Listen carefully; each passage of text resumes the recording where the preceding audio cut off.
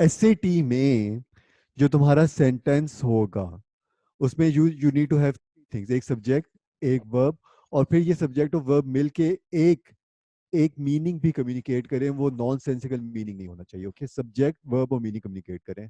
तुम्हारा सब्जेक्ट था, तुम्हारा वर्ब था, Louis Armstrong was one of the greatest.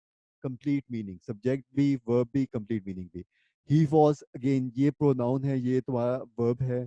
Pronoun subjective case है, सब्जेक्टिव केस है। सब्जेक्टिव केस सब्जेक्ट का फंक्शन दे सकता है, बिल्कुल दे सकते हैं। सब्जेक्ट और वर्ब, ये भी तुम्हारा सेंटेंस हो गया।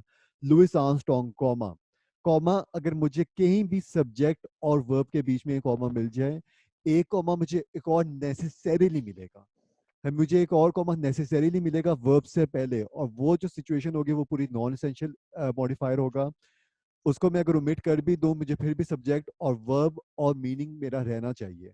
इसके बाद मुझे कॉमा मिल गया और वो दूसरा सेकंड कॉमा नहीं मिला। सब्जेक्ट के बाद मुझे अगर दो कॉमा मिलेंगे नेसेसरीली वर्ब से पहले, तो मुझे दूसरा कॉमा मिला ही नहीं, वर्ब भी नहीं मिला, सेंटेंस नहीं था। Who was one of the, तुम्हारा जो तुम्हारा हु अगर दो तरह से यूज हो सकते हैं। एक रिलेटिव प्रोनाउन की तरह, जब वो किसी नाउन को रेफर कर रहा होगा और उसके बाद हमें एक क्लॉज मिलेगा, डिपेंडेंट क्लॉज होता है वो, रिलेटिव क्लॉज उसको कहते हैं। या फिर वो क्वेश्चन होगा, हु इज दिस पर्सन, या कुछ इस तरह का। अगर क्वेश्चन है, अगर वो first word of the sentence है, तो इसका मतलब नेसेसरीली क्वेश्चन है। अगर क्वेश्चन है तो क्वेश्चन मार्क आना चाहिए था। If it is the first word of the sentence, then it is necessarily a question. Question और फिर क्वेश्चन मार्क आना चाहिए था। ओके, तुम्हारा अगर ये अगर क्वेश्चन के की तरह नहीं यूज हो रहा, तो फिर नेसेसरीली इससे पहले नाउन होना चाहिए था।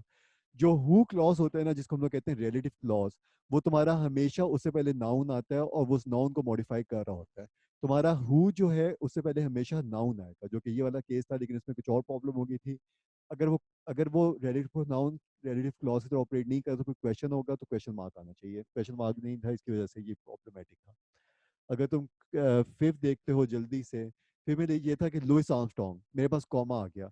मेरा सब्जेक्ट और वर्ब के बीच में अगर कुछ आ सकता है तो दो कॉमास आएंगे। मुझे सेकंड कॉमा मिलना चाहिए, मुझे एक कॉमा मिल गया था, सेकंड कॉमा मिल गया था। और यस, सब्जेक्ट और वर्ब के बीच में मुझे दो कॉमास मिल गए, और उसके बाद मुझे वर्ब मिल रहा है, वर्ब मिल रहा है। It is a complete sentence. Today, today जो तुम्हें पता है कि टाइम मॉडिफायर है, that which gives information about the time is a time modifier. It is adverbial in nature, वो adverb की तरह ऑपरेट करता है। he is considered when, today he is considered, today, today, okay। ये क्योंकि adverb है, time modifier होता है, एडवर्ब होता है, व्हेन का आंसर देता है। इसको मैं फ्लोट अराउंड करवा सकता हूँ। टुडे मेरा इनिशियल में भी आ सकता है, मेरा मिड वे में भी आ सकता है, मेरा आखिर में भी आ सकता है। और ऐसा हम लोगों ने देखा हुआ है, हाउ एवर, वो भी तुम्हारा एडवर्ब होता है, लेकिन एक डिफरेंट टाइप का एडवर्ब होता है जिसको हम लोग कहते हैं कंजंक्टिव एडवर्ब। वो भी तुम फ्लोट अराउंड करवा सकते हो सेंटेंस के सेंटेंस में के भी, कोई फर्क नहीं पड़ता। अगर सेंटेंस के मिड में आ रहा हो तो हाउएवर, तो हमारा दो कॉमा से सेपरेट करते हैं। अगर first word of the sentence होता है तो उसके बाद नेसेसरीली एक कॉमा आता है, फिर तुम्हारा सेंटेंस स्टार्ट होता है। अगर आखिर में होता है तो उससे पहले एक कॉमा होता है, उसके बाद फुल स्टॉप होता है।